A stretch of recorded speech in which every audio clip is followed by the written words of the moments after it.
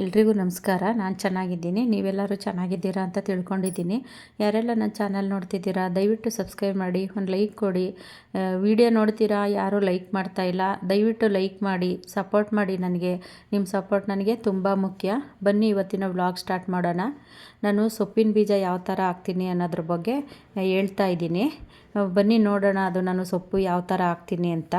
ನಾನೇ ನೋಡಿ ಅಲ್ಲಿ ನಿಂತ್ಕೊಂಡು ನೋಡ್ತಿದ್ದಾನೆ ಏನು ಮಾಡ್ತಿದ್ದಾಳೆ ಅಂತವು. ಇವಾಗ ನಾನು ಧನ್ಯ ತೊಗೊಂಡಿದ್ದೀನಿ. ನಾವು ಕೊತ್ತಂಬರಿ ಹಾಕೋದಕ್ಕೆ ನಮಗೆ ಧನ್ಯ ಬೇಕಲ್ಲ. ನಾವು ಅಂಗಡಿಯಿಂದ ಧನ್ಯ ತರ್ತೀವಿ, ಇಲ್ಲಾಂದರೆ ಮನೆಯಲ್ಲಿ ಹೆಂಗೂ ಅಡುಗೆ ಮನೆಯಲ್ಲಿ ಇದ್ದೇ ಇರುತ್ತೆ. ಅದನ್ನು ತಗೊಂಡು ನಾವು ಇದನ್ನು ಈ ಥರ ಮಸಿಯ ಕಲ್ಲು ಇದೆ ನೋಡಿ, ನಾವು ಸೊಪ್ಪಿಗೆಲ್ಲ ಈ ಥರ ಮಸಿತೀವಿ ನೋಡಿ, ಅದ್ರದ್ದು ಇದು ಅದು ಮರದ್ದು. ನಾನು ಅದರ ಸಹಾಯದಿಂದ ನೋಡಿ ಇದನ್ನು 2 ಹೋಳು ಥರ ಆಗಬೇಕು ಧನ್ಯ, ಅವಾಗೇ ಅದು ನಮಗೆ ಕೊತ್ತಂಬರಿ ಚೆನ್ನಾಗಿ ಬರೋದು. ಇಲ್ಲಾಂದರೆ ನಾವು ಉಂಡೆ ಥರ ಹಾಕಿದ್ರೆ ಬರೋದಿಲ್ಲ. ಅದು ಈ ಥರ ಮಾಡ್ಕೋಬೇಕು. ಮತ್ತು ಜಾಸ್ತಿ ಪೌಡ್ರಾಗೋ ಥರನೂ ಮಾಡ್ಕೋಬಾರ್ದು. 2 ಹೋಳು ಆಗಬೇಕಷ್ಟೇ. ಒಂದು ಧನ್ಯ 2 ಹೋಳಾದ್ರೇ ಸಾಕು. ಅಷ್ಟಾದ್ರೇ ನಮಗೆ ಅದು ಹಾಕೋದಕ್ಕೆ ಅನುಕೂಲ ಆಗೋದು. ನೋಡಿ ಎಲ್ಲ ರೆಡಿ ಮಾಡಿ ಇಟ್ಕೊಂಡಿದ್ದೀನಿ ನಾನು. ಇವಾಗ ಕೊತ್ತಂಬರಿ ಸೊಪ್ಪಿನ ಬೀಜ ಇದು ಅಣ್ಣೆ ಸೊಪ್ಪು, ಇದು ಸಬ್ಬಕ್ಕಿ ಸೊಪ್ಪು, ಇದು ಚಿಲ್ಕರ್ವೆ ಸೊಪ್ಪು, ಇದು ಅರಿವೆ ಸೊಪ್ಪು, ಇದು ದಂಟಿನ ಸೊಪ್ಪು. ಅಂದರೆ ಸೊಪ್ಪಲ್ಲೇ ಬೇಜಾನ್ ವೆರೈಟಿ ಸೊಪ್ಪಿದೆ ನೋಡಿ. ಇದರಲ್ಲೇ ನೋಡಿ, ಇದು ಅಣ್ಣೆ ಸೊಪ್ಪು, ಇದು ಚಿಲ್ಕರ್ವೆ ಸೊಪ್ಪು, ಇದು ಅರಿವೆ ಸೊಪ್ಪು, ಇದು ದಂಟಿನ ಸೊಪ್ಪು.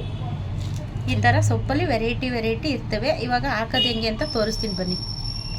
ನಾನು ಇದನ್ನು ಪಾಟು ಮುಂಚೆನೇ ರೆಡಿ ಮಾಡಿ ಇಟ್ಟಿರ್ತೀನಿ. ಗಾರ್ಡನ್ ವೇಸ್ಟೆಲ್ಲ ತುಂಬಿಬಿಟ್ಟು ನಾನು ರೆಡಿ ಮಾಡಿ ಇಟ್ಟಿರ್ತೀನಿ. ಇವಾಗ ನಮಗೆ ಸೊಪ್ಪಿನ ಬೀಜ ಹಾಕೋದಕ್ಕೆ ಅನುಕೂಲ ಆಗುತ್ತೆ ಅಂತ ನೋಡಿ. ನಾನು ಇವಾಗ ಕೊತ್ತಂಬರಿ ಹಾಕ್ತಾಯಿದ್ದೀನಿ. ಕೊತ್ತಂಬರಿ ಬೀಜ ನಾವು ಪಾಟನ್ನ ಈ ಥರ ಅಗಲಾಗಿರೋದನ್ನು ತಗೊಂಡ್ರೆ ನಮಗೆ ಸೊಪ್ಪು ಬೆಳೆಯೋದಕ್ಕೆಲ್ಲ ಅನುಕೂಲ ಆಗುತ್ತೆ. ನಾನು ಅದಕ್ಕೋಸ್ಕರನೇ ಈ ಥರ ಬೇಷನ್ ಥರ ಇರೋದನ್ನು ಮಾಡಿಕೊಂಡಿದ್ದೀನಿ. ಸೊಪ್ಪು ಹಾಕೋದಕ್ಕೆ ಅಂತಲೇ ಇದನ್ನು ತಗೊಬಂದು ಇಟ್ಕೊಂಡಿದ್ದೆ ನೋಡಿ. ಇದು ಒಂದಕ್ಕೆ ಕೊತ್ತಂಬರಿ ಹಾಕಿದ್ದೀನಿ. ಈಗ ಇದಕ್ಕೆ ನಾನು ಸಬ್ಸಿಗೆ ಸೊಪ್ಪಿನ ಬೀಜ ಹಾಕ್ತಾಯಿದ್ದೀನಿ ನೋಡಿ. ಎಷ್ಟು ಚೆನ್ನಾಗಿ ಬರುತ್ತೆ ಅಂದರೆ ತುಂಬ ಚೆನ್ನಾಗಿ ಬರುತ್ತೆ. ನಾವು ಈ ಥರ ಪಾಟಲ್ಲಿ ಬೆಳ್ಕೊಂಡ್ರೇ ಸೊಪ್ಪು ಜಾಸ್ತಿನೂ ಬರುತ್ತೆ, ನಮಗೆ ನೋಡೋಕ್ಕೂ ಚೆನ್ನಾಗಿರುತ್ತೆ. ಈ ಥರ ಅಗಲವಾಗಿರೋ ಅಂಥ ಬೇಷನ್ ತಗೊಂಡು ನಾವು ಸೊಪ್ಪು ಬೆಳ್ಕೊಂಡ್ರೆ ಚೆನ್ನಾಗಿರ್ತೈತೆ. ಪುದೀನೂ ಅಷ್ಟೇ ನಾನು ಇದೇ ಥರ ಪಾಟಲ್ಲೇ ಹಾಕ್ಕೊಂಡಿರೋದು ಬೇಷನ್ನಲ್ಲಿ. ಯಾಕೆ ಅಂತಂದರೆ ಜಾಸ್ತಿ ಸಿಗುತ್ತೆ ನಮಗೆ, ಅದು ದೊಡ್ಡದಾಗಿದೆಯಲ್ಲ, ಹಂಗಾಗಿ ನಾವು ಸೊಪ್ಪನ್ನು ಅಷ್ಟೇ ಜಾಸ್ತಿ ಬೆಳ್ಕೊಬೋದು. ಸೊಪ್ಪು ಬೆಳೆದಾಗ ನೋಡೋಕ್ಕೂ ಚೆನ್ನಾಗಿರುತ್ತೆ ಅಂದ್ಬಿಟ್ಟು ನಾನು ಈ ಥರ ಮಾಡ್ಕೊತೀನಿ. ಸೊಪ್ಪಿನ ಬೀಜಗಳನ್ನ ನಾನು ಆವಾಗವಾಗ ಹೋಗಿ ದುಡ್ಡು ಕೊಟ್ಟು ತೊಗೊಂಬರೋದಿಲ್ಲ. ಇದೆಲ್ಲ ನಾನು ಗಾರ್ಡನಲ್ಲೇ ಮಾಡ್ಕೊಂಡಿರೋ ಅಂಥ ಸೊಪ್ಪು. ಇದು ಸೊಪ್ಪಿನ ಬೀಜಗಳು.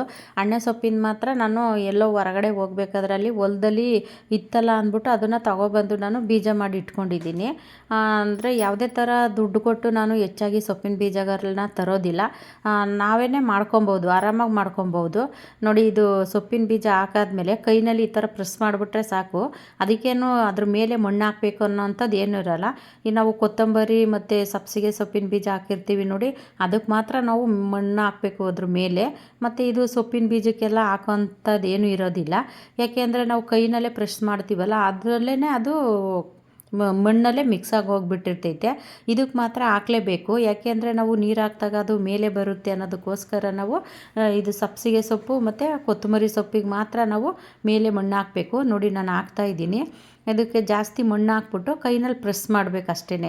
ನೀರು ಹಾಕಿದಾಗ ಮೇಲೆ ಬರಬಾರ್ದಲ್ಲ ಅದು, ಅದಕ್ಕೋಸ್ಕರ ನಾವು ಈ ಥರ ಮಾಡ್ಕೊತೀವಿ ನೋಡಿ. ಗೊಬ್ಬರದ ಮಣ್ಣು ಎಷ್ಟು ಚೆನ್ನಾಗಿದೆ ಅಂದರೆ ಕಪ್ಪುಗೆ ನಾವು ಈ ಥರ ಎಲೆಗಳಲ್ಲೇ ನಾವು ಗೊಬ್ಬರ ಮಾಡ್ಕೋಬೋದು. ನಾವು ಹೊರಗಡೆ ದುಡ್ಡು ಕೊಟ್ಟು ಗೊಬ್ಬರ ತರೋ ಅಂಥದ್ದು ಏನೂ ಇರೋದಿಲ್ಲ.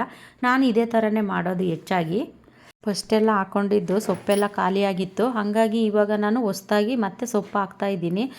ನಾನು ಯಾವತ್ತೂ ಹೊರಗಡೆಯಿಂದ ದುಡ್ಡು ಕೊಟ್ಟು ನಾನು ಸೊಪ್ಪು ತಗೊಂಡೇ ಬರೋದಿಲ್ಲ, ನಾವೇ ಬೆಳ್ಕೊಳೋದು ಗಾರ್ಡನ್ನಲ್ಲಿ ನೋಡಿ. ಇವಾಗ ಸೊಪ್ಪಿನ ಬೀಜ ಎಲ್ಲ ಹಾಕಾದ್ಮೇಲೆ ಈ ಥರ ನೀರನ್ನ ಚುಮ್ಕಿಸ್ಬೇಕು. ದಬ ದಬ ಅಂತ ನೀರು ಉಯ್ಯಬಾರ್ದು.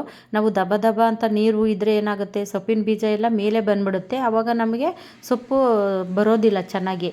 ಅದಕ್ಕೋಸ್ಕರ ನಾವು ಈ ಥರ ಕೈನಲ್ಲೇ ಈ ಥರ ಚುಮ್ಕಿಸ್ಬೇಕು. ಈಗ ನಾವು ದಾಸವಾಳ ಗಿಡಕ್ಕೆ, ಮಲ್ಲಿಗೆ ಹೂವಿನ ಗಿಡಕ್ಕೆಲ್ಲ ಉಯ್ತೀವಿ ನೋಡಿ ದಬ ದಬ, ಆ ಥರ ಉಯ್ಬಾರ್ದು. ಈ ಥರ ಕೈನಲ್ಲೇ ಚುಮ್ಕಿಸ್ಬೇಕು. ಕೈನಲ್ಲಿ ಚುಮ್ಕಿಸಿದ್ರೆ ಮಾತ್ರ ಅದು ಬೀಜ ಮೇಲೆ ಎಲ್ಲ ಬರೋದಿಲ್ಲ ಮತ್ತು ಚೆನ್ನಾಗಿ ಕುತ್ಕೊಳುತ್ತೆ ಅದು ಮಣ್ಣಲ್ಲಿ ನೋಡಿ. ನಾನು ಹಾಕ್ತಾಯಿದ್ದೀನಿ. ಒಂದು ಬೀಜನ ಏನಾದರೂ ಮೇಲೆ ಕಾಣಿಸ್ತಿದೆಯಾ ನೋಡಿ, ಆ ಥರ ಮಾಡ್ಕೋಬೇಕು ನಾವು. ಇದು ಸೊಪ್ಪಿನ ಬೀಜ ಇವಾಗ ಹಾಕಿದ್ದೀನಿ. ಇದು ಹೆಂಗೆ ಬರುತ್ತೆ ಅಂತ ನೆಕ್ಸ್ಟ್ ವೀಡಿಯೋದಲ್ಲಿ ತೋರಿಸ್ತೀನಿ. ನಾವು ಸೊಪ್ಪಿನ ಬೀಜ ಹಾಕಿರ್ತೀವಲ್ಲ, ಈ ಸೊಪ್ಪು ಬಂದಮೇಲೆ ಇದರಲ್ಲೇ ನೀವು ಒಂದು 2-3 ಸೊಪ್ಪು ಬಿಟ್ಬಿಟ್ರೆ ಅದರಿಂದನೇ ಬೀಜ ಮಾಡ್ಕೋಬೋದು ನಾವು. ಸೊಪ್ಪೆಲ್ಲ ನಾವು ಹಾರ್ವೆಸ್ಟ್ ಮಾಡ್ತೀವಲ್ಲ, ಹಾರ್ವೆಸ್ಟ್ ಮಾಡೋ ಟೈಮಲ್ಲಿ ಒಂದು 2-3 ಕಡ್ಡಿ ಸೊಪ್ಪು ಬಿಟ್ಬಿಟ್ರೆ ಅಂದರೆ ಅದೇ ಚೆನ್ನಾಗಿ ಬೆಳೆದು ಅದರಿಂದನೇ ನಾವು ಸುಮಾರು ಬೀಜಗಳು ಮಾಡ್ಕೋಬೋದು. ಮತ್ತು ನಾವು ದುಡ್ಡು ಕೊಟ್ಟು ತರೋಂಥ ಅವಶ್ಯಕತೆ ಇರೋದಿಲ್ಲ. ನಾನು ಇದೇ ಥರನೇ ಮಾಡ್ಕೊಂಡಿರೋದು. ಸೊಪ್ಪಿನ ಬೀಜನೇ ಅಂತ ಅಲ್ಲ, ನಾವು ತರಕಾರಿ ಬೀಜನೂ ಕೂಡ ಹೀಗೇ ಮಾಡ್ಕೋಬೋದು. ನಾವು ಒಂದು ಸತಿ ಹಾಕಿದ್ರೆ ಮತ್ತೆ ನೆಕ್ಸ್ಟು ನಮಗೆ ಅದರಿಂದ ನಾವು ಬೀಜಗಳು ಮಾಡ್ಕೊಂಡು ಮತ್ತೆ ಸೇವ್ ಮಾಡ್ಕೋಬೋದು ನೆಕ್ಸ್ಟ್ ಸೀಸನಿಗೆ. ಎಲ್ಲ ಪಾಟ್ಗೂ ಸೊಪ್ಪಿನ ಬೀಜ ಎಲ್ಲ ಹಾಕಾಯಿತು. ಲಾಸ್ಟಲ್ಲಿ ನೀರೂ ಹಾಕ್ತಾಯಿದ್ದೀನಿ ನೋಡಿ. ನೀರೆಲ್ಲ ಹಾಕಿ ಮುಗೀತು. ಈ ವಿಡಿಯೋ ಇಷ್ಟ ಆದರೆ ನಿಮಗೆ ಒಂದು ಲೈಕ್ ಮಾಡಿ, ಸಬ್ಸ್ಕ್ರೈಬ್ ಮಾಡಿ, ಸಪೋರ್ಟ್ ಮಾಡಿ ನನಗೆ. ಇಲ್ಲಿಗೆ ವಿಡಿಯೋ ಮುಗಿಸ್ತಾ ಇದ್ದೀನಿ. ಮುಂದಿನ ವಿಡಿಯೋದಲ್ಲಿ ಸಿಗ್ತೀನಿ. Take care. ಬಾಯ್.